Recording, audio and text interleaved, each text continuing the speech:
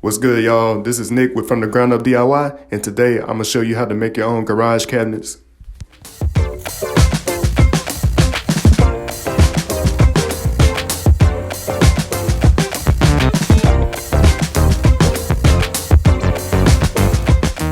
To kick this project off, I first started by finding the studs in the wall by using a stud finder, and then I used some tape to mark where the studs were in the wall.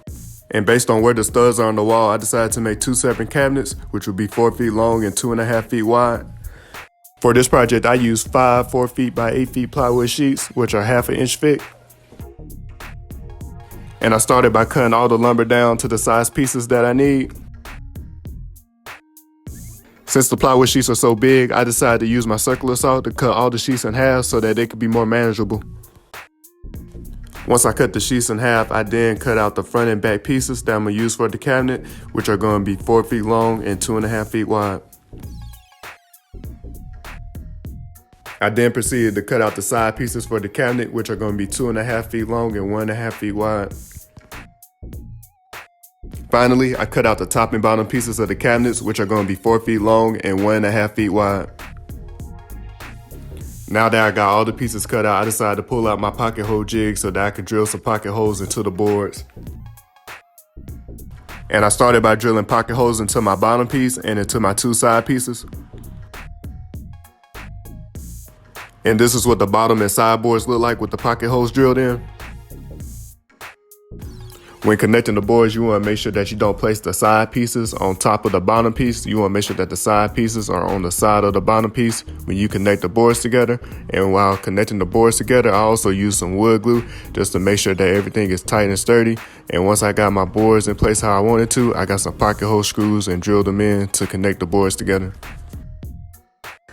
Next, I grabbed the back piece that I had cut out, and for this piece, I didn't have to put any pocket holes in it because I still got pocket holes that I made on the side pieces and on the bottom piece. So once I had the back piece in place, I just connected the side and bottom pieces to the back piece. For my top piece, I decided to put pocket holes on both sides of the board, and I first started on the bottom side of the board, and I put pocket holes on both sides and on the back, and then I flipped the board over and put pocket holes on what's going to be the front side of the board, as you can see here. When connecting the top piece to the rest of the cabinet, you want to make sure that you don't place your top piece on top of your side and back pieces. You want to make sure that it goes in between. For the shelving of the cabinets, I decided to cut out 2 pieces of wood, and the piece on the right is going to be used for the actual shelf, and it's 4 feet long and 1.5 feet wide, the same as the top and bottom pieces. And the piece on the left is going to be a support, which is going to brace the shelf, and it's 2.5 feet by 1.5 feet, the same as the side pieces. To install the shelf inside the cabinets, I first had to find the halfway point in between the cabinets, and I marked this point, and I did this because once I have my shelf piece in, I want to make sure that it's equal spacing inside the cabinets.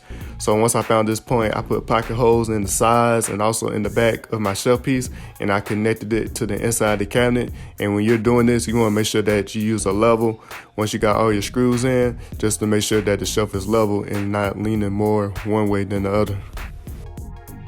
To brace this shelf, I used the support piece that I cut out earlier, and I cut this piece in half, and I used one that has to go underneath the shelf, and then I used the other half to go on top of the shelf, and then I used pocket hole screws to connect everything together. And by doing this, this will make sure that the shelf is sturdy and that it won't cave in.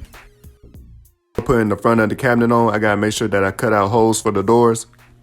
And to do this, I drew a line halfway on my piece of plywood, and then I drawed out 2 squares. And for each line in the square, I made sure that it was 3 inches away from the edges of the plywood, including the line that I drew, as you can see here.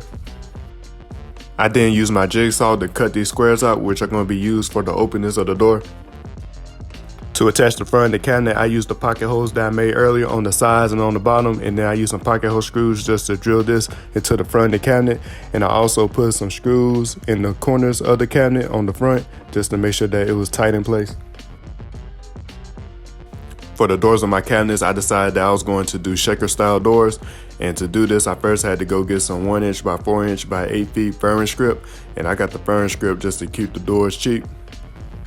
Before cutting down the furring strip for my doors, I went ahead and decided that I was going to use 1/2 inch overlay hinges for my doors. And the overlay is basically how much bigger is the door than the cabinet opening. And since my overlay hinges are 1/2 inch, that means that my door has to be 1/2 inch bigger than my cabinet opening on each side. Based on knowing this and by doing a few calculations, I cut 2 pieces of fern script down to 2 feet and 1 inch, and now I cut 2 more pieces down to 1 foot and 2 6/16 of an inch. I also cut my fern script down to about 2.5 inches to match some existing fern script that I already had. For these cabinet doors, the longer pieces that I cut out are called stiles, and the shorter pieces that I cut out are called rails. And to connect the stiles to the rails, I put 4 pocket holes in each of the rails, as you can see here. And before drilling the pocket hole screws in, I made sure that I put wood glue on each side of the rails. For these pocket holes, you want to make sure that you're drilling more towards the outside than the inside, because later on we're going to be trimming inside the door frame with a router, and you want to make sure that your router bit doesn't hit the screws, so make sure that you put the pocket holes more on the outer side than the inside. Now that I got my rails connected to my stiles, I pulled out my trim router so that I could trim on the inside of the frame to get it ready for the door panel. For the trimming, I used my trim router with a 1/2 inch straight bit, and I set the router depth to almost 1/4 inch. And I trimmed the inside of the door frame on all 4 sides, and I used a scrap piece of fern script as a straight edge to make sure that I didn't trim in too deep when I was doing each side. Now that the trimming is complete, I went ahead and measured the dimensions for my door panel, and for my door panel, I decided to use a piece of pre-cut plywood that I got from my local hardware store. After you finish cutting out the door panel, you want to make sure that it fits flush inside the frame, and if it doesn't, you might have to go back and do a little bit more trimming with your router to make sure that it fits. To attach the door panel to the door frame, I used some U-nails and hammered them in, but for this part, it would be best to use a staple gun because you'll have a cleaner look. This is what the door looks like finished, and you want to make sure that you have a total of 4 doors. To install the 1/2 inch overlay hinges, you first want to make sure that you put the door up against the door opening, and it'll be good if you can get somebody to help hold the door. And from here, from the top of the door opening to the top of the door, you want to make sure that this distance is 1/2 inch, and you want to make sure that it's the same at the bottom, and it has to be 1/2 inch for the hinges to work right. Now that I found this distance, I put my overlay hinges against the door, and I drill pilot holes so that I can mark where the hinge needs to go. After that, I use a marker to trace around the overlay hinge so I'll know the area that I need to trim out.